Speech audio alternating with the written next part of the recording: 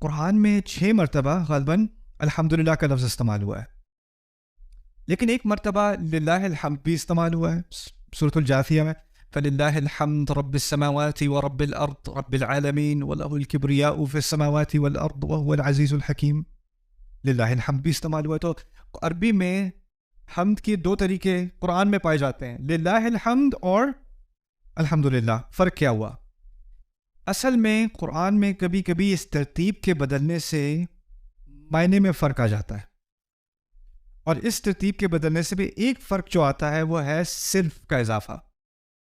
للہ الحمد کا ترجمہ ہوگا حمد صرف اللہ کے لیے، الحمدللہ کا معنی ہوگا حمد اللہ کے لیے، لیکن للہ الحمد حمد صرف اللہ کے لیے.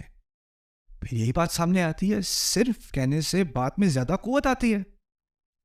تو فاتحہ میں اگر للہ الحمد کہا ہوتا اور شروع سے یہ بات سکھا دی گئی ہوتی کہ حمد صرف اور صرف اللہ کے لیے، تو وہاں صرف کا لفظ استعمال کیوں نہیں کیا؟ الحمدللہ کیوں کہہ دیا؟ اس کو سمجھنے کے لیے پہلے جاثیہ کی طرف، میں نے کہا تھا سورۃ الجاثیہ میں للہ الحمد ہے نا.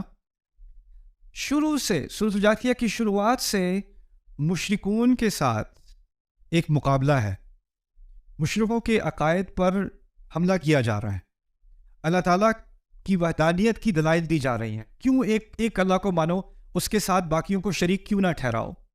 اور اس تمام بات کے آخر میں کہا حمد صرف اللہ کے لیے ہے، کیونکہ بات کس سے کی جا رہی ہے؟ شرک کرنے والے سے. اس سے اگر آپ کہو حمد اللہ کی کرو تو وہ کہے گا وہ تو میں کرتا ہی ہوں، اور ساتھ میں یہ کچھ اور بھی ہیں ان کے بھی کرتا ہوں.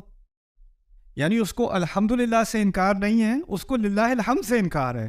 تو کیونکہ اس کو شرک ہے نا اس کا مسئلہ، تو اس کے شرک کے حل کے لیے اس سے کہا گیا ہے للہ الحمد. لیکن فاتحہ میں کیا مشرکون سے بات ہو رہی ہے؟ فاتحہ میں کس سے بات ہو رہی ہے؟ ہر انسان سے، اور ہر انسان کی فطرت سے. اور انسان کی فطرت کے اندر یہ ڈیبیٹ ہے ہی نہیں، یہ مسئلہ ہے ہی نہیں کہ ایک سے زیادہ رب ہے کہ نہیں. ہمارے اندرون ہماری گہرائیوں کے اندر ایک رب ہے. اسی لیے الحمدللہ جو بات دل میں ہے وہی سامنے آ گئی الحمدللہ، اسی لیے وہاں للہ الحمد نہیں ہے. اوکے. کسی نے بہت اچھا سوال پوچھا پچھلے لیکچر کے بارے میں، عید کی نماز پہ ہم للہ الحمد کیوں کہتے ہیں؟ میں نے کیا کہا تھا للہ الحمد کے بارے میں؟ کیا معنی ہے اس کے؟ ہم صرف اللہ کے لیے. اور وہ تو کسی مشرک کی مخالفت میں آپ کہو گے نا کہ ہم صرف اللہ کے لیے، تو آپ عید کی نماز پڑھنے جا رہے ہو، اس میں کہاں مشرکین آ گئے؟ عید کی نماز کھل کر تکبیر کرنا یہ فتح مکہ کے بعد ہوا ہے، جب بت سارے ٹوٹ چکے، اور اب مسلمان نماز پڑھنے جا رہے ہیں پہلی دفعہ، اور مکے میں اس بات کا مظاہرہ ہو رہا ہے کہ اب سے حمد صرف اللہ کے لیے ہوگی، اب بڑائی صرف اللہ. اللہ اکبر، اللہ اکبر، لا الہ الا اللہ، اللہ اکبر، اللہ اکبر، وللہ الحمد. وہاں اس بات کی سینس بنتی ہے، اور اسی کو ہم ہمیشہ سیلیبریٹ کر رہے ہیں، اسی فتح کو. وہاں شرک کا خاتمہ ہوا ہے اور صرف ایک رب کی حمد ہم نے کرنی ہے، اسی لیے وہاں پر للہ الحمد کی سینس بنتی ہے، اس کی حکمت ہوتی ہے. ٹھیک. اچھا، آگے ہے، یہ بھی کہہ سکتے ہیں عربی میں للہ حمدن، حمدن الف لام کے بغیر، ال کے بغیر. اگر آپ للہ حمدن کہیں گے تو اس کا معنی یہ ہوگا کچھ حمد اللہ کے لیے. وہ تو آپ کو ویسے ہی واضح ہو جائے گا کیوں مناسب نہیں ہے.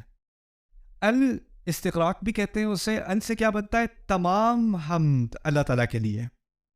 اور یہ قرآن کا فلسفہ ہے، تمام حمد اللہ تعالیٰ کے لیے.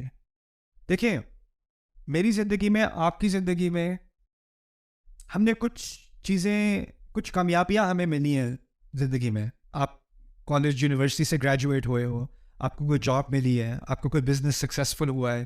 یہ تمام جو کامیابیاں ہمیں زندگی میں ملتی ہیں، یہ اصل میں ہماری نہیں ہے، اصل میں یہ میری کامیابی نہیں ہے. میرے ہاتھ میں صرف کوشش ہے. اور یہ ساری کامیابیاں، ان کو آپ نتیجہ کہہ لیں، نتیجہ میرے ذمہ ہے ہی نہیں.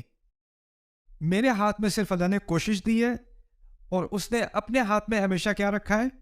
نتیجہ. اب دنیا کی نظر میں اگر کوئی مشہور ہو گیا تو مشہوری بھی ایک طرح کی کامیابی سمجھی جاتی ہے. تو کہتے ہیں ماشاء اللہ آپ تو بڑے مشہور ہو گئے, آپ تو بڑے یہ ہو گئے. مشہوری اس سے نہیں آئی, مشہوری کہاں سے آئی تھی؟ اللہ سے آئی تھی.